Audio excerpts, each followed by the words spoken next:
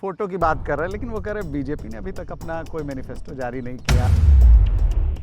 लेकिन तेजस्वी यादव तो इसे मुद्दा बना रहे हैं, कह रहे हैं कि आपने कोई कुछ भी क्लियर नहीं किया है। आरोप लगता रहा है कि आप दल बदलते रहे, कभी आप लालू जी के साथ। जनता तो डर ही रही थी, अब राजद भी डर रही है कि लालू जी का वोट फोटो लगाएंगे तो चुनाव हार जाए। लालू जी तो भाजपा के साथ काफी आक्रामक लालू जी भाजपा के साथ। भारतीय जनता पार्टी में किसी को नहीं पता है कि अगला राष्ट्रीय अध्यक्ष कौन है। आप नीतीश जी के भी काफी खिलाफ रहे, लेकिन अब नीतीश जी के साथ हैं। चाची को जब मौची हो जाएगा तो चचा हो जाएंगे। और नीतीश कुमार जी नेतृत्व कर रहे हैं, वैकेंसी नहीं है। ये राजद थोड़े है कि लालू जी के बाद राबड़ी जी के बाद तेजस्वी के बाद निशा जी के बाद एक ने लूटा है, एक ने बर्बाद किया। बीजेपी को ज्यादा सीटें आएंगी या जुड़वा भाई कोई बड़ा हो कोई छोटा, उससे कोई फर्क नहीं पड़ता। लालू जी कैसे किसी को फंसाते थे, किसी को जेल में डालते थे। पूरे 22 लोग हमारे परिवार के लोग जेल में रहे। नीतीश कुमार जी को हम लोग मुख्यमंत्री बना रहे थे 95 में, इसलिए हमको जेल में डाला। का एक कांड में उन्होंने कहा, मैं तो कहता हूँ एविडेंस लाओ ना, मैं राजनीतिक संन्यास ले लूंगा, कोई भी एविडेंस लेके आओ। मैं यदि दोषी हूं तो सम्राट चौधरी 1 घंटे में अपने राजनीति से संन्यास। एक तरफ लालू जी के साथ राहुल गांधी हैं, जिनके पूरे खानदान ने भारत को बर्बाद किया, और लालू जी के खानदान ने पूरे बिहार को बर्बाद किया। जनता तो डर ही रही थी लालू जी को विलन मान ही रही थी। अब तेजस्वी और उनका परिवार भी विलन मानने लगा। लालू जी सिर्फ अपने लिए कांग्रेस को टॉर्चर किया, किसी और के लिए टॉर्चर नहीं। राबड़ी देवी जी को उन्होंने घर बैठा दिया, उनको कोई डिमांड में नहीं है। तेज प्रताप जी को घर से बाहर निकाल दिया, उनको कोई नहीं पहचान रहा है। और तेजस्वी यादव को भी कल घर से बाहर निकाल देगा तो कोई नहीं पहचानेगा। इस वक्त हैं प्रशांत किशोर, आए हैं ट्रेनिंग ले, अच्छा से काम करें। मुख्यमंत्री बिहार की सत्ता और पार्टी ने विधायक दल का नेता बनाया। गांधी ने 1950 राहुल गांधी बेचारे हैं, उनको पता ही नहीं है कि मैं कर क्या रहा हूँ। वो बाप को गाली दे रहे हैं कि माँ को गाली दे रहे हैं, कि अपनी दादी को गाली दे रहे हैं कि दादा को गाली दे रहे हैं, इनको ही पता नहीं। तो कोई कुछ समझा देता है, वही समझते हैं। अपना कोई विचारधारा नहीं रहा, कांग्रेस इसलिए समाप्त हुई। कोई सवाल उठाया, कोई सवाल नहीं। मेरा नाम सम्राट चौधरी राकेश है। बिहार की राजनीति का वो बेबाक चेहरा जो अपनी सख्त राजनीति के लिए पहचाना जाता है, जिसने बिहार की राजनीति में अपनी अलग पहचान बनाई है। जी हाँ, आज हम आपको उसी शख्सियत से मुलाकात कराने वाले हैं। नमस्कार, मैं हूँ केशव और प्रभात खबर के डिजिटल प्लेटफॉर्म पर आप तमाम दर्शकों का स्वागत है। आज का ये सेगमेंट जो है वो काफ़ी खास होने वाला है। सच पूछेगा बिहार में मैं यानी केशव और मेरे साथ मिथिलेश सर होंगे, जो सम्राट चौधरी से वो बेबाक सवाल पूछेंगे जिसे बिहार जानना चाहता है, जिसे बिहार समझना चाहता है। तो आइए हम आपको ले चलते हैं सम्राट चौधरी के पास। तो आइए शुरू करते हैं सवालों का वो सिलसिला जिसका आपको लंबे समय से इंतज़ार था। हमारे साथ वही शख्सियत अब मौजूद है जिन्हें लेकर हम लगातार प्रयास कर रहे थे। चूँकि आज बहुत बिजी शेड्यूल है उनका, आज कई सारे उनकी रैलियां हैं, बावजूद इसके सम्राट चौधरी हमारे साथ मौजूद हैं। आप देख सकते हैं कि सम्राट चौधरी हमारे साथ मौजूद हैं और मैं उनसे सवालों का सिलसिला शुरू करता हूं। तो सर, कैसा चल रहा है सर एकदम चुनाव प्रचार? ठीक चल रहा है। नमस्कार। बिहार में बिहार की जनता को विकास की आदत हो चुकी है। विकास विकास और विकास, और दूसरे तरफ विनाश विनाश और विनाश, ये मॉडल पर बिहार चल रहा है।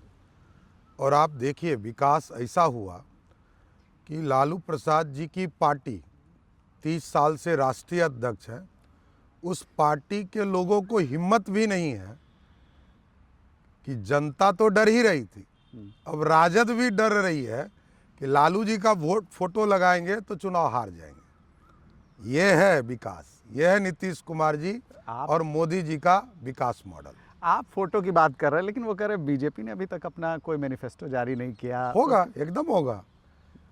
4 तारीख तक मैनिफेस्टो जारी करना है, एकदम करेंगे। ऐसा क्या हो रहा है? बिना मैनिफेस्टो के कोई चुनाव थोड़े होता है। लेकिन तेजस्वी यादव तो इसे मुद्दा बना रहे हैं, किस चीज़ का मुद्दा? कह रहे हैं कि आपने कोई कुछ भी क्लियर नहीं किया है। एकदम क्लियर है। देखिए, हम लोग प्रोपगंडा नहीं फैलाते हैं ना। लालू जी कहते थे कि हम सामाजिक न्याय के नेता हैं। उनके पहले यादव में मुख्यमंत्री दरोगा बाबू बन चुके थे। अति पिछड़े का बेटा कर्पूरी ठाकुर जी बिहार में उप मुख्यमंत्री और 2 बार मुख्यमंत्री बन चुके थे। बीपी मंडल जी मुख्यमंत्री बन चुके थे। और सामाजिक न्याय का जिस बात की वो चर्चा करते कि भगवतिया देवी को मैंने सदन पहुंचाया, जब लिटरली भगवतिया देवी सदन में गई होंगी तो लालू जी उस समय हाफ पैंट पहनते होंगे। बिहार सामाजिक न्याय की ही धरती है। श्री बाबू के बाद पूरे बिहार में सामाजिक क्रांति, श्री बाबू ने विकास किया। आप सामाजिक क्रांति की बात कर रहे हैं, तमाम सारी बात कर रहे हैं, लेकिन आरोप आपके ऊपर भी लगते रहे हैं। किस चीज़ का आरोप? आरोप लगता रहा है कि आप दल बदलते रहे, कभी आप लालू जी के साथ थे। देखिए, लालू जी के साथ, लालू जी तो भाजपा आप के साथ काफी थे। आक्रामक रहते हैं हमेशा। लालू जी भाजपा के साथ थे। 1990 में हल्दी लगाने का काम भाजपा ने किया, मुख्यमंत्री बनाया। देखिए, मैं फिर बोलता हूँ, मैं राजद के साथ था तो विचारधारा नहीं था, व्यक्ति का विचारधारा था। आज देश का विचारधारा है। भारतीय जनता पार्टी में किसी को नहीं पता है कि अगला राष्ट्रीय अध्यक्ष कौन होगा। ये है पार्टी। ये पार्टी पहले है, संगठन पहले है, बाद में व्यक्ति है। तो भारतीय जनता पार्टी में पहली बार काम किया, आज 10 साल से 12 साल से काम कर रहा हूँ, तो संगठन भी समझा, विचारधारा भी समझा, और मोदी जी के विचारधारा को लेकर जनता के बीच में जाता हूँ। आप नीतीश जी के भी काफ़ी खिलाफ रहे, लेकिन अब नीतीश जी के साथ हैं। ये हमारा दायित्व है। हाँ। आप पार्टी के साथ हैं गठबंधन, नीतीश जी? मैं पार्टी के साथ हूँ, और पार्टी का गठबंधन नीतीश कुमार जी के साथ है। और नीतीश जी को के साथ सरकार चलाना ये सबसे महत्वपूर्ण काम है। सरदेश सुशील मोदी जी को आपने देखा होगा, बिहार में एनडीए पूरी तरह एकजुट करने का काम किया था। बिल्कुल। आज भी 2025 के चुनाव में जनता दल यूनाइटेड, लोजपा और हिंदुस्तानी अवाम मोर्चा और राष्ट्रीय लोक मोर्चा, सबको एक साथ जोड़ना ही हमारा काम है। हम सबके साथ सबके विकास की बात कर रहे हैं। इसलिए लोकतंत्र है। एक तरफ लड़ने वाले लोग जो पांडव हैं, जो एनडीए है वो पांडव है, और पांडव में 5 भाई हैं, और एक तरफ कौरव है जिसने भारत को लूटा, बिहार को लूटा, वो लोग चुनाव लड़ने आए। इसलिए मैंने कहा कि राष्ट्रीय जनता दल को अब लालू जी के फोटो लगाने पे भी शर्म लग रहा है। बिल्कुल। एक सवाल है, काफ़ी दिनों से चर्चा में है कि सम्राट चौधरी काफ़ी सख्त चेहरा है, मोदी के, योगी के बाद जो है एक चेहरा बिहार में उभर रहा है जो सम्राट चौधरी का चेहरा है। क्या लगता है आप डिप्टी सीएम के अब आप उम्मीदवार हैं? नहीं, हमें नहीं अगले पता है कि CM हमारा क्या दायित्व हमको मिलने वाला है पार्टी से। मैं एक राजनीतिक कार्यकर्ता हूँ। मैंने क्या कहा कि अब विचारधारा वाला व्यक्ति हूँ, संगठन वाला व्यक्ति हूँ, पार्टी का अध्यक्ष रहा हूँ, पार्टी का नेता रहा हूँ, आज भी विधायक दल का नेता हूँ। स्पष्ट मेरा मानना है कि पार्टी दायित्व समझती है। मैं एक राजनीतिक कार्यकर्ता के तौर पर बीजेपी के अंदर काम कर रहा हूँ। यदि आपको कमान मिली तो आप सबसे इम्पोर्टेंट चीज़ क्या करेंगे? नहीं, ये सोचता ही नहीं हूँ। चाची को जब मौची हो जाएगा तो चचा हो जाएंगे, इसलिए ये सब कोई इशू ही नहीं है। आज एनडीए और नीतीश कुमार जी नेतृत्व कर रहे हैं, वैकेंसी नहीं है, इसलिए कोई चर्चा नहीं है। सम्राट जी, चुनाव बहुत करीब आ गया है। अब जैसे 6 से 8 दिन पहले फेज का चुनाव होना है, तो क्या लगता है कि भारतीय जनता पार्टी और एनडीए कितने सीटें वो करीब? देखिए मिथिलेश जी, जो स्थिति है, बिहार की जनता डिलीवर और विकास मॉडल देखती है। जिस तरह एनडीए की सरकार ने, नीतीश कुमार जी की सरकार ने मोदी भैया और नीतीश भैया पे जिस तरह भरोसा बिहार के नौजवान और बिहार की महिलाएं कर रही है, उससे स्पष्ट दिखता है कि इसने ही किया है, आगे भी यही करेगा। एक ने लूटा है, एक ने बर्बाद किया है। तो इसलिए जनता का भरोसा है। मेरा मानना है कि 2010 में जो एनडीए की सरकार बनी थी उससे प्रचंड बहुमत के साथ बिहार में सरकार बनेगी। बीजेपी को ज़्यादा सीटें आएंगी या जेडीयू को? उससे कोई फर्क नहीं पड़ता है। जुड़वा भाई कोई बड़ा हो कोई छोटा, उससे कोई फर्क नहीं पड़ता है। 1 मिनट आगे पीछे होता है, 1 मिनट 1 सेकेंड, ये जुड़वा भाई हैं। सत्ता नीतीश कुमार चला रहे हैं और आगे भी चलाते रहेंगे। सर, एक सवाल ये है कि विपक्ष आपके ऊपर हमलावर है, कह रहा है कि मुख्यमंत्री का चेहरा घोषित नहीं किया गया है। उस तरफ कह रहे हैं कि मुख्यमंत्री का चेहरा घोषित कर दिया हमने, डिप्टी सीएम का चेहरा घोषित कर दिया, अभी एक मुस्लिम चेहरा भी निकालने वाले हैं, कह रहे हैं और भी जाति से निकालेंगे। क्या कहेंगे? मेरा कहना ये जातियों की पार्टी नहीं है, गठबंधन नहीं है। यहाँ हम सबके साथ सबके विकास की बात करते हैं। लेकिन मैंने कहा कि वैकेंसी क्रिएट होगा तब तो चर्चा करें ना। यहाँ तो नीतीश कुमार जी हैं और 2000 में भी नीतीश जी के पास 32-34 एमएलए था, 70 एमएलए बीजेपी के पास। 2020 में भी 43 विधायक था, 74 विधायक थे। नीतीश जी ने मना किया तो भी भाजपा ने कहा आप ही मुख्यमंत्री होगा। देखिए, वैकेंसी क्रिएशन के बाद की चर्चा हो। तो मतलब आज एकदम क्लियर है, स्पष्ट बात, नीतीश कुमार के नेतृत्व में और नीतीश कुमार हमारे मुख्यमंत्री के चेहरा के तौर पर। 3 जिले हैं बिहार में जो अभी चर्चा में हैं। एक नालंदा, जहां के मुख्यमंत्री नीतीश कुमार उनका पैतृक जिला है। एक मुंगेर, जहां से तारापुर सीट से आप लड़ रहे हैं, और एक वैशाली का राघोपुर, जहां से तेजस्वी यादव चुनाव लड़ रहे हैं।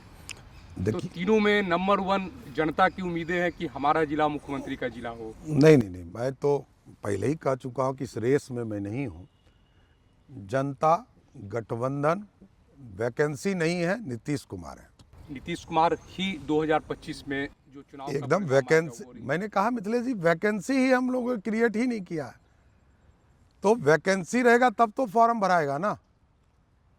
ये राजद थोड़े है कि लालू जी के बाद राबड़ी जी के बाद तेजस्वी के बाद मिशा जी के बाद रोनी आचार्य जी। ये नहीं है, ये लोकतांत्रिक पार्टियां हैं। नीतीश जी सबसे बड़े नेता हैं, इसलिए कि बिहार में विकास किया उन्होंने। आपने नेताओं की बात की, एक नेता और बिहार में उभर रहे हैं, प्रशांत किशोर उनका नाम है, क्या कहेंगे उनके बारे में? नेता है, नेता आप समझ रहे हैं तो आपको बधाई हो। देखिए, बिहार में बसपा, MIM, जन स्वराज, कई पार्टियां लड़ी है, 150-200 पार्टियां लड़ी। लड़ने दीजिए। लेकिन चुनाव के तो नेता ही कहते हैं नहीं, और अपने आप को काफी क्रांतिकारी भी बताते हैं। चुनाव के बाद पता चलेगा कि जनता किसको नेता चुनती है और कौन नेता है। और स्पष्ट तौर पर टिकना पड़ेगा, भिड़ना पड़ेगा और चुनाव से भागना भी नहीं पड़ेगा। देखिए, सबसे ज्यादा तो वो आपसे भिड़ते नजर आते कोई हैं। दिक्कत नहीं, अरे स्वाभाविक है। सबसे ज्यादा आक्रामक काफी पे हैं वो। मैं 30 साल से बिहार की राजनीति में हूँ, कई लोगों को आते और जाते देखा है, इनको भी देख रहा हूँ, आगे भी देखूंगा। क्या ऐसा लगता है कि जो सम्राट चौधरी के खिलाफ प्रशांत किशोर जो अपनी बातें कह रहे हैं या आरोप लगा रहे हैं, उसके पीछे कहीं पार्टी का तो नहीं कोई? नहीं, मेरा कहना है कि कोई भी आरोप तब साबित होता है जब डॉक्यूमेंट्री एविडेंस के साथ आप आते हो। कुछ आरोप उन्होंने जो आरोप लगाए, एक तो जो चीज़ न्यायालय ने आज से 27 साल पहले किसी को बरी किया हो और पूरा बिहार जानता है, इसलिए कि इन लोगों को पता ही नहीं है कि बिहार में होता क्या है। लालू जी कैसे किसी को फंसाते थे, किसी को जेल में डालते थे। मैं पूरे 22 लोग हमारे परिवार के लोग जेल में रहे और मैं खुद कहा हूँ, सदन के अंदर कहता हूँ, सदन के अंदर मैंने कहा कि लालू प्रसाद जी ने नीतीश कुमार जी को हम लोग मुख्यमंत्री बना रहे थे 95 में, इसलिए हमको जेल में डाला था, मेरे परिवार के लोगों को जेल। और जहाँ तक दूसरे आरोप है, एक पटना का एक कांड में उन्होंने कहा, मैं तो कहता हूँ एविडेंस लाओ ना, मैं राजनीतिक संन्यास ले लूंगा, कोई भी एविडेंस लेके आओ। वो भी काफी बड़े बड़े दावे कर रहे हैं। नहीं, दावा नहीं। वो मैं फिर कह रहे हैं कि हमारे पास साक्ष्य है। मैंने कहा कि उचित फोरम होता है, ये मीडिया का प्लेटफॉर्म प्रोपेगेंडा के लिए होता है। ये लालू जी एक्सपर्ट हैं या जो भी लोग एक्सपर्ट, मेरा मानना है कि उचित फोरम पर आप तो हमको जेल भेज नहीं सकते हो, भेजने के लिए न्यायालय है। मैं यदि दोषी हूं तो सम्राट चौधरी 1 घंटे में अपने राजनीति से संन्यास ले लेगा, इससे बड़ा कोई बात नहीं हो सकता। एक बड़ा सवाल तो ये भी है कि वो अभी ही क्यों, चुनाव के वक्त यही तो मैंने कहा कि ये प्रोपेगेंडा होता है, लोगों के छवि को खराब करना, प्रयास करना। मेरा ये मानना, आरोप लगाना इशू नहीं, आरोप को प्रमाणित करना। इसके पीछे कौन लोग हो सकते हैं? कोई भी हो, क्या फर्क पड़ता है, जो बोल रहा है उसी को चिन्हूंगा। एक सम्राट जी आपके नाम को लेकर भी एक बड़ा कोई आरोप, उन्होंने सवाल उठाया। कोई सवाल नहीं। मेरा नाम सम्राट चौधरी राकेश है, मेरे घर का नाम राकेश है, इसमें कहीं दो मत नहीं। मेरे गांव के लोगों ने मेरे वोटर लिस्ट में 2000 में मेरा नाम वहाँ राकेश रखा हुआ था, मैं उस पर चुनाव लड़ा। मैंने एफिडेविट करके लोगों को बताया कि मैं सम्राट चौधरी उर्फ राकेश हूँ, इसमें कहीं दो मत। आज भी मेरे जितने भी डॉक्यूमेंट देखेंगे उसमें यही है। और ये प्रक्रिया है, यदि किसी को कोई चेंजेस करना है तो उसके लिए विज्ञापन देने पड़ते हैं, एफिडेविट देने पड़ते हैं, वो सब प्रक्रिया हमने किया है। और मैं डॉक्यूमेंट्री, पासपोर्ट, इलेक्शन कमीशन, सब चीज़ों में इसका एविडेंस रहता है, कोई नया नहीं। मैं पिछले ये 6ठी बार चुनाव लड़ने जा रहा हूँ। वैसे जो डॉक्यूमेंट पर सवाल उठा रहे हैं, डॉक्यूमेंट की बात कर रहे हैं, तो प्रशांत किशोर के डॉक्यूमेंट पे भी सवाल उठे हैं 2 जगह के। वो देखिए, मैं व्यक्तिगत उनको स्वयं जवाब देना है, इलेक्शन कमीशन ने जवाब मांगा है, लेकिन मेरा ये मानना है कि पॉलिटिकल तौर पर जनता किसी को सीरियस नहीं लेती है। बिहार में विकास बनाम विनाश, लालू बनाम मोदी नीतीश की लड़ाई है। और एक तरफ लालू जी के साथ राहुल गांधी हैं, जिनके पूरे खानदान ने भारत को बर्बाद किया, और लालू जी के खानदान ने पूरे बिहार को बर्बाद किया। लेकिन आश्चर्यजनक यही है कि लालू जी के मैनिफेस्टो में लालू जी का फोटो गायब। और नीति, आप सोचिए कि जिनकी पार्टी, जो पार्टी के राष्ट्रीय अध्यक्ष, जनता तो डर ही रही थी लालू जी से, लालू जी को विलन मान ही रही थी, अब तेजस्वी और उनका परिवार भी विलन मानने लगा है। ये दिक्कत है। अच्छा, सम्राट जी, आपने मैनिफेस्टो की बात की, महागठबंधन का, आप वित्त मंत्री भी हैं, जीएसटी काउंसिल को भी लीड कर रहे हैं, तो जो घोषणाएं तेजस्वी यादव ने या महागठबंधन ने नौकरी को लेकर किया है, और आप सर्वाइवल मिथिलेश जी, आप प्रैक्टिकल सोचिए, आज़ादी के 78 वर्ष हुए हैं, आज बिहार में 22 लाख लोगों को नौकरी है, जिसमें 94,000 नौकरी लालू जी के 15 साल के शासनकाल में मिला। नीतीश जी के 20 साल के शासनकाल में 18.5 लाख लोगों को सरकारी नौकरी। अभी 22 लाख लोगों की वैकेंसी बिहार में है, जिसको कि आप नौकरी कर सकते हैं। उसमें लगभग 85,000 करोड़ रुपया लगेगा, लगता है, हम जो देते हैं बजट से। यदि 2 करोड़ 70 लाख लोगों को सरकारी नौकरी दी जाए तो 12 से 14 लाख करोड़ रुपया लगेगा। बिहार का बजट 3,17,000 करोड़ का। पॉसिबल है कि नहीं है, उनसे पूछिए, मैं अपना हिसाब आपको बता रहा। हम कमिटमेंट के साथ जाते हैं। बिहार के विकास, बिहार की समृद्धि, 10 लाख रोजगार और 10 लाख सरकारी नौकरी का वादा किया था। 11.5 लाख सरकारी नौकरी दिया और 41 लाख रोजगार दिया। 52 लाख लोगों को बिहार में देने का रोजगार और सरकारी नौकरी दी, और आगे टारगेट है कि 1 करोड़ लोगों को सरकारी नौकरी और रोजगार देंगे। जनता को तय करना है कि भरोसा किस पे करना है। अब इंडस्ट्रियलिस्ट बनने का समय आ गया बिहार को। इंडस्ट्री की कल्पना नहीं थी, अब एक तरह से जॉब देने वाला लोग बनना चाहिए बिहार के लोगों को, तभी बिहार और आर्थिक रूप से समृद्ध हो पाएगा। एक उन्होंने अपने मैनिफेस्टो में घोषणा की है कि अगर उनकी सरकार आती है, यानी महागठबंधन की सरकार बनती है, तो तेजस्वी यादव वो जो वक्फ संशोधन बिल है उसको यहाँ लागू नहीं होने देंगे। उन्होंने कहा कि इसको, आप एक चीज सोचिए, जो अधिकार ही नहीं है उस पर चर्चा कैसे हो सकती है। वक्फ बिल बोर्ड का जो बिल है वो कंप्लीट लोकसभा या राज्यसभा का अधिकार है। ये लोकतांत्रिक देश है। यहाँ 293 सांसद एनडीए के पास है, सबने मतदान किया और वहाँ पर इसको बिल को पारित किया। वहाँ 4 सांसद वाली राष्ट्रीय जनता दल, तो ये 4 वहाँ क्या कर सकते। लेकिन देश जानता है कि महिलाओं को यदि 30 साल से आरक्षण नहीं मिल रहा है तो उसके दोषी सिर्फ और सिर्फ लालू प्रसाद हैं, जिसने लोकसभा में राज्यसभा में बिल फड़वाने का काम किया। इस बार भी जब वक्फ बिल बोर्ड आ रहा था, वक्फ बोर्ड बिल आ रहा था, तब भी इनके राजद के सांसदों ने बिल को फाड़ने का काम किया था। इसलिए वो पूरा बिहार जानता है अराजकता का प्रतीक लालू प्रसाद है। AMIM के नेता है ओवैसी। ओवैसी ने कल कहा है कि 14% जिनकी आबादी है यादवों की, वो उनका नेता मुख्यमंत्री होगा।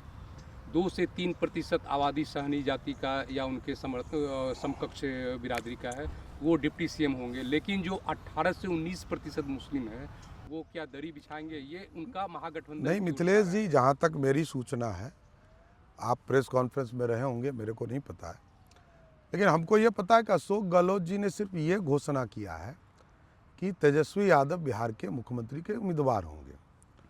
मुकेश सहनी जी ने स्वयं कहा कि मैं धन्यवाद देता हूं कि आप लोगों ने हमको उम्मीदवार डिप्टी सीएम घोषित किया। तो मेरा यह मानना है कि लालू जी सिर्फ अपने लिए कांग्रेस को टॉर्चर किए हैं, किसी और के लिए टॉर्चर नहीं किए। तो लालू जी का सपना पूरा जनता नहीं करेगी, इसलिए कि उन्होंने ही स्वयं कहा था कि रानी के पेट से राजा पैदा नहीं होता है, ये लोकतंत्र है। तो लोकतंत्र में रानी के पेट से राजा नहीं पैदा होगा, जनता को तय करने दीजिए, जनता तय करेगी। जब लालू जी ने टॉर्चर करके बेटा को मुख्यमंत्री का उम्मीदवार बनाया और उसी बेटे ने उनका फोटो ही भूल गया, तो हम लोग क्या करें? मेरा सवाल ये था कि ओवैसी ने जो सवाल उठाया उसको आप कितना सही मानते हैं? सही गलत तो वो जाने, मेरा ये मानना स्पष्ट है कि बिहार में राजद लालू जी के पास कुछ वोट है और किसी नेता के पास कुछ नहीं है। मतलब इवन आप ये समझ सकते हैं कि राबड़ी देवी जी को उन्होंने घर बैठा दिया तो उनको कोई डिमांड में नहीं है। तेज प्रताप जी को घर से बाहर निकाल दिया तो उनको कोई नहीं पहचान रहा है, और तेजस्वी यादव को भी कल घर से बाहर निकाल देगा तो कोई नहीं पहचानेगा। इसलिए लालू जी फोकस्ड हैं, उनके पास वोट है, लेकिन वो अराजकता के प्रतीक है, गुंडागर्दी के प्रतीक है, मतलब अपराधीकरण के प्रतीक है। मतलब मैं ये देख रहा हूँ कि बीजेपी 2005 बना 2025 पर किससे तुलना करूं भाई साहब? हाँ। अफगानिस्तान से कर नहीं सकता हूँ, पाकिस्तान से कर नहीं सकता हूँ, बांग्लादेश से कर नहीं सकता हूँ। तो बिहार की जो पूर्वत सरकार है उसी से तुलना करनी होगी ना। कि कांग्रेस ने, श्री बाबू का नाम लेता हूँ ना, कांग्रेस के मुख्यमंत्री थे, लेकिन श्री बाबू के बारे में कहता हूँ कि उन्होंने उद्योग के क्षेत्र में काम किया। कर्पूरी ठाकुर जी जनता पार्टी के मुख्यमंत्री थे, तो भी कहता हूँ कि सामाजिक न्याय का काम किया, मेडिकल कॉलेज बनाया। उसके बाद किसी मुख्यमंत्री ने कोई काम नहीं किया, क्या उदाहरण गिनाओ? इसलिए कहता हूँ कि 2005 और 2025 तुलना करना होगा। तेजस्वी भी बार बार कहते हैं कि बीजेपी ने कुछ नहीं किया, कोई इंडस्ट्री नहीं लगी, कुछ नहीं हुआ, एक भी अब इंडस्ट्री आपको नहीं मैं लगी, सूरत की एक इंडस्ट्री नहीं लगी। जीडीपी का रेशियो समझा देता हूँ। जीडीपी के रेशियो में मैं प्रभात खबर को ही धन्यवाद देता हूँ। अजय जी ने पॉइंट आउट किया था आप ही के संपादक के द्वारा कि बिहार के जीडीपी का 23% हिस्सा सिर्फ इंडस्ट्री का है, और 2005 में चले जाइएगा तो वो माइनस में था, और 2000 में चले जाइएगा तो बिहार के जीडीपी में बिहार में इंडस्ट्री का हिस्सा 40% था, क्योंकि टाटा यहीं था, बोकारो यहीं था, माइंस यहीं था, झारखंड। तो ये फर्क समझिए, पहले इंडस्ट्री भी था, इंडस्ट्री को ख़त्म किया लालू जी ने, एक उद्योग के जगह एक नया अपहरण उद्योग चलाया। तो मैं यही कह रहा हूँ कि लालू, तुलना किससे करूँ? तुलना के लिए कोई नहीं है, आप मानते नहीं, हैं? तुलना इसी से करना होगा ना। योगी जी से तो कर नहीं सकता हूँ, ममता दीदी से कर नहीं सकता हूँ। तो यहाँ की सरकार, केंद्र की सरकार क्या करती थी, आज की सरकार क्या करती? 2004 से लेकर 14 तक लगभग 2 लाख करोड़ रुपया बिहार को केंद्र की सरकार ने दिया, और मोदी जी के 11 साल के शासनकाल में लगभग 14 लाख करोड़ से अधिक राशि बिहार को मिला। अब अगर आपके पास सरकार बनती है, अब बीजेपी की सरकार बनती है, आप सत्ता में आते हैं, तो अब आपका रोड मैप क्या है? नहीं, ये नहीं, बड़ा रोड मैप- लोगों के मन में सवाल है, वो ये एक चूंकि वो तो बिहार की जनता पूछ रही है। मैनिफेस्टो आने वाला है। 1 करोड़ की घोषणा हो चुकी। महिलाओं को 1 करोड़ 41 लाख महिलाओं के खाते में पैसे चले गए। 1 करोड़ 12 लाख वृद्धजन, विधवा बहनें और दिव्यांगजन के हाथों में पैसे जा रहे हैं। और बिहार इंडस्ट्री के तौर पर अब खड़ा करना है। और हम लोगों का मकसद है कि बिहार के लोग जो आज भी मजदूरी के लिए बाहर जा रहे हैं, जबकि 2005 में 11% बिहार के लोग बाहर जाते थे, आज मात्र 2% जाते हैं। और उनको चिन्हित करके उनके गांव में उनको रोजगार देने की कल्पना। तेजस्वी यादव ने कहा कि पूरा डेटा कलेक्ट करेंगे, कि जो पलायन कर रहे हैं, जो बाहर जा रहे हैं, उनका पूरा डेटा अपने पास रखेंगे और पलायन को रोकेंगे। नहीं, आप भी कह रहे हैं कि पलायन को रोकेंगे। नहीं, को पलायन हम नहीं, कर- रुक चुका। मैं ये कह रहा हूँ कि अब जो 2% है, पहले लोग डर से भागते थे, गांव से शहर में बसते थे। अब डर नहीं है। रात के 12 बजे आप अपने गांव में चले जाइए, आपको कोई नहीं रोकने वाला मिले। रात के 12 बजे में गांव पहुंचते हैं, कोई नक्सलवाद नहीं, कोई अपराधीकरण नहीं। और सरकार गवर्नमेंट स्पॉन्सर स्कीम अपहरण उद्योग नहीं है। इसलिए जनता फ्रीली काम कर रही है। अब तो फ्राइडे और सैटरडे नाइट हो रहा है बिहार में, लोग खाना खाने बाहर निकल रहे हैं। और जिस तरह जूहू चपाती है, उसी तरह मैरिन ड्राइव पे आप चले जाइए फ्राइडे और सैटरडे को, आपकी गाड़ियां नहीं चल पाएगी। ये है बिहार। सीट जहाँ से आप चुनाव लड़ने गए हैं, वहाँ की जनता की क्या अपेक्षा आपसे? आप नहीं, जनता वहाँ का मैं बेटा हूँ। मैं लंबे समय से राजनीति में हूँ। खगड़िया जिला में 5-5 बार चुनाव लड़ा, जनता का वहाँ से आशीर्वाद मिलता रहा। इस बार तारापुर, जहाँ का मैं जन्म, मेरा स्थान है, पार्टी ने वहाँ निर्देशित किया, मैं वहाँ से उम्मीदवार हूँ। और पिछले 30 साल में पहली बार वहाँ भारतीय जनता पार्टी लड़ने वाली है। एनडीए का सीट रहा है। जनता का आशीर्वाद, एनडीए का सहयोग, नीतीश कुमार जी का आशीर्वाद, वहाँ जनता का आशीर्वाद मिलेगा। सर, अब हम लोग धीरे धीरे बढ़ रहे हैं समापन की तरफ, लेकिन एक सवाल आपसे है कि मैं चाहूँगा, मैं मौसम भी जो देख रहे हैं आप काफ़ी, हाँ, ये तो तूफान है, ये तो चक्रवर्ती कार्यक्रम भी तूफान काफ़ी चल है। रहा है। ये समुद्र से आया है, 4 दिनों का ये बनावटी है, चिंता मत कीजिए। तो मतलब ये आपके चला कदम जाएगा। रुकेंगे नहीं? नहीं, ये रुक नहीं सकता है, ना रोका जा सकता है। आपके कदम इसे रोक पाएंगे? नहीं, जो कुछ चीज़ें आप नहीं रोक सकते, जो इंद्र भगवान के हाथ में हो उसको कौन रोक सकता है। अच्छा, तो मैं आपसे चलते चलते कुछ सवाल पूछूंगा, जानना चाहूँगा कि आपकी जो पहली प्रतिक्रिया होगी मैं वो आपसे चाहूँगा। जैसे तेजस्वी यादव बिहार की राजनीति में उन्हें कैसे देखते हैं? लालू जी का प्रतिनिधि, नो डाउट। लालू जी नेता हैं, उनके प्रतिनिधि बदलते रहते हैं। परिवार में जो कुछ हुआ उसे लेकर क्या कहेंगे? नहीं, वो व्यक्तिगत है, वो परिवार के लोग जाने, उससे कोई फर्क, बिहार की राजनीति को फर्क नहीं पड़ता। तेज प्रताप यादव?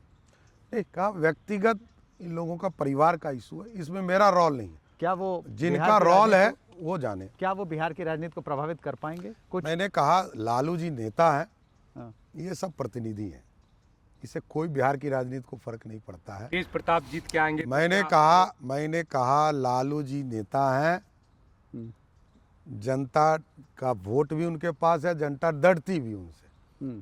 और ये सब बस आएंगे जाएंगे, उससे कोई फर्क नहीं पड़ता है।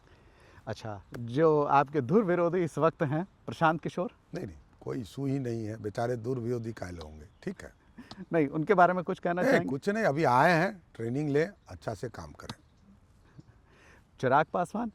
नहीं, लंबे समय से काम कर रहे हैं, पिछले 11 वर्षों से बिहार के सांसद हैं, विकास आगे करना चाहते हैं, बिहार को समृद्धि की ओर ले जाना चाहते हैं। चिराग पासवान ने 2030 का टारगेट लिया कि वो उसमें, नहीं, ठीक है, आपका स्वाभाविक टारगेट है, क्या होगा? किसी भी पार्टी का नेता अपनी बातों को रखेगा ही। और मेरा जहाँ तक सवाल है, मैं भारतीय जनता पार्टी का सिपाही हूँ। हमारे यहाँ लोकतांत्रिक व्यवस्था है, पार्टी का सिस्टम है, मैं एक राजनीतिक साधारण सा कार्यकर्ता हूँ। महत्वाकांक्षाएं तो आपकी भी होंगी? किस चीज़ का? मुख्यमंत्री, बिहार की सत्ता और सबसे सर्वोच्च पार्टी ने पद पर आना। विधायक दल का नेता बनाया, पार्टी ने अध्यक्ष बनाया, पार्टी ने विरोधी दल का नेता, पार्टी ने सर्वोच्च पद दिया है। जनता का आशीर्वाद इसके आगे होता है, इसलिए एकदम बेफिक्र है। पार्टी सर्वोच्च पद पर जिसको काम दे रही है उसके बाद क्या सोचना है, पार्टी जो निर्णय करती है वो आगे बढ़े। जीतन राम मांझी के बारे में क्या कहेंगे? एक अनुभवी नेता जिन्होंने पहले विधायक बना, डिप्टी मिनिस्टर बना, स्टेट मिनिस्टर बना, कैबिनेट मिनिस्टर बना, तब बिहार का मुख्यमंत्री बना। मतलब सीरीज में यदि कोई गरीब का बेटा मुख्यमंत्री तक पहुंचा हो उसमें से एक है वो। क्या आप उन्हें जोड़ तोड़ की राजनीति और आप उन्हें नहीं, कहेंगे बार्गेन करने वाले? बहुत सीधा आदमी, बहुत स्पष्टवादी, पुराने नेता, साफ दिलों के नेता हैं। हर आदमी जीवन में ऊपर की ओर देखता है। आप डिप्टी सीएम पिछले कई सालों से हैं, आगे कुछ नहीं कहा। पार्टी जब विचारधारा वाली हो तो विचारधारा पे बात कीजिए। सब कुछ पार्टी मैं तो कहा व्यक्ति की पार्टी तो है नहीं, पार्टी विचारधारा की पार्टी के निर्णय के साथ खड़ा हूँ और पार्टी का सिद्धांत उससे कोई समझौता नहीं है। सर कुछ और एक सवाल कुछ पार्टियों को लेकर, जैसे आपने पार्टी की बात की, कांग्रेस को बिहार में कैसे देखते हैं? बिहार वो समाप्त है, वो उसका कोई अस्तित्व नहीं है। बिहार की राजनीति में कांग्रेस पार्टी पिछले 30 वर्षों से कहीं ना कहीं पिछलग्गू बन के खड़ी है और बिहार की जनता जानती है आरक्षण विरोधी यही है, दलित आरक्षण विरोधी यही, मंडल विरोधी यही, राजीव गांधी जी ने पार्लियामेंट में विरोध किया, स्वर्ण विरोधी यही, सामाजिक न्याय विरोधी यही। तो जब सबके विरोधी हैं तो आपके लिए कौन खड़ा है? यहाँ तो सबके साथ सबके विकास की बात सोचना पड़ता है। वो भी तो कहते हैं सबको लेके साथ चलेंगे। बता तो दीजिए। देखिए इस देश में पहली बार राहुल गांधी ने यात्रा भी निकाली थी। राहुल गांधी बेचारे हैं, उनको पता ही नहीं है कि मैं कर क्या रहा हूँ।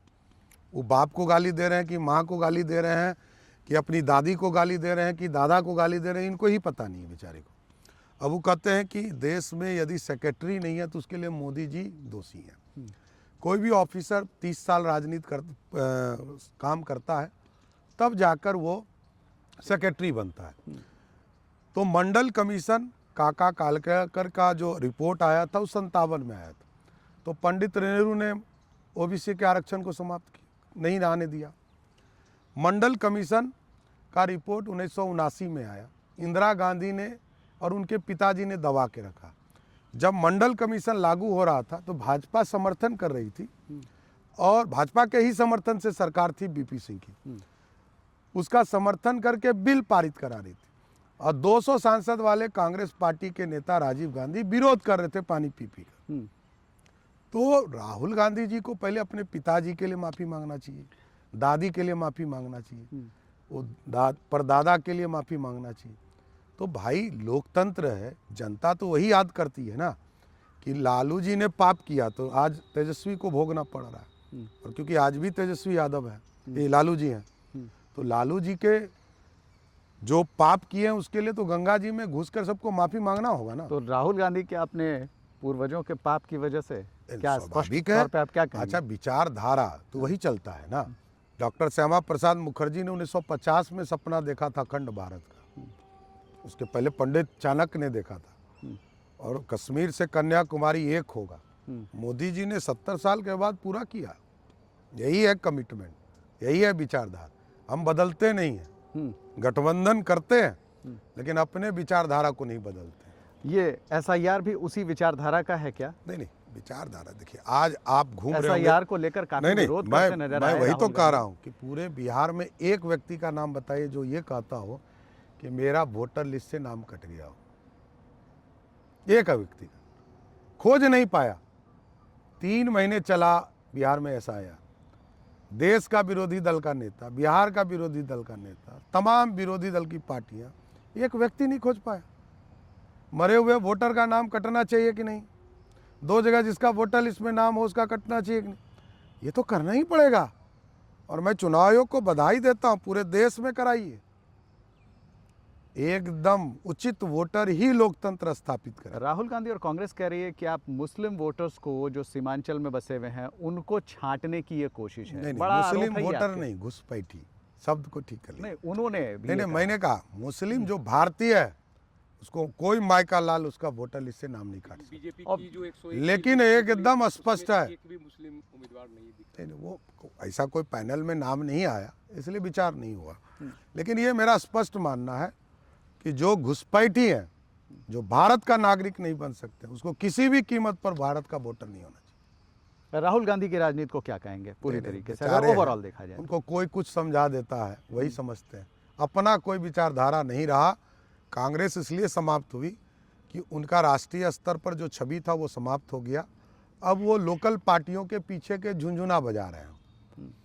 वो लोकल पार्टियां, रीजनल पार्टियां जो है कभी वो आरजेडी वो को जो साधते कहते नजर हैं, आते हैं, वो कभी जो वही मैंने कहा कि जो रीजनल पार्टियां हैं उनके पीछे चल रहे हैं, उनको पीछे ही चलना है, आगे नहीं चल सकते। क्या भारी दबाव में काम कर रही है यहाँ पर? नहीं, पूरे देश की वही स्थिति है। उनको कुछ सीटें आ सकती है तो रीजनल पार्टियों के जातीय समीकरण से आ सकती वैसे राहुल गांधी भी आने वाले हैं बिहार, है। क्या फर्क तमाम पड़ता है? लाओ लश्कर के साथ आने क्या वाले हैं, फर्क प्रियंका पड़ता है? गांधी आने वाली अरे तो हैं। क्या फर्क पड़ता है? पहले हिसाब तो दो। यदि 78 वर्ष हुए हैं आज़ादी के, 55 वर्ष तक आप ही ने सरकार चलाई है, किसको आरोप लगा रहे हो? यदि गरीब है तो उसके दोषी आप, दलित है तो इसके दोषी आप, पिछड़े आप हो, पिछड़ा देश है उसके दोषी आप, किस पे आरोप लगा रहे हो? लालू जी को इसलिए कहता हूं ना कि 15 साल ब्लॉक कर दिया बिहार, इसलिए आरोप लगाता हूं। लालू जी ने यदि स्टार्टअप दिया होता बिहार को तो कोई बिहारी बाहर नहीं जाता, अराजकता नहीं फैलता, गुंडागर्दी नहीं फैलता, लोगों को रोजगार यहाँ मिला होता। इसलिए आरोप का जवाब देना पड़ेगा।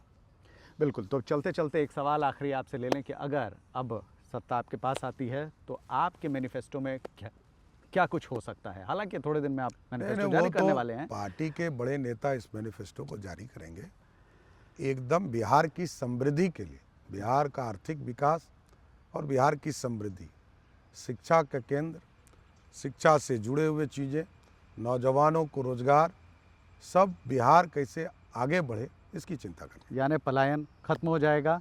नहीं, खत्म करने का प्रयास चल रहा है, इसमें समय लगता है। मैंने बार बार कहा कि 11% से 2%, अब 2% से 1% से नीचे ले जाना है, यही तो बिहार बना। जो अच्छे जॉब करने के लिए दिल्ली गए उनको थोड़े बुलाऊंगा, उनको तो कहूँगा भाई आप ब्रांड एम्बेसडर बन के वहीं रहो। लेकिन जो मजदूरी करने जाते हैं, जो छोटे मोटे नौकरी करने जाते हैं, उनको जरूर पक्का बिहार में व्यवस्था देने की काम करना है। बिल्कुल। तो बहरहाल देखा आपने कि ये थे सम्राट चौधरी, जिन्होंने हमारे सवालों के जवाब दिए। कई तीखे सवाल थे जिनका बखूबी उन्होंने सवालों का जवाब दिया। लगातार हमारे साथ इसी तरह बने रहिए। प्रभातखबर.com, विश्वास वही, रफ्तार नहीं।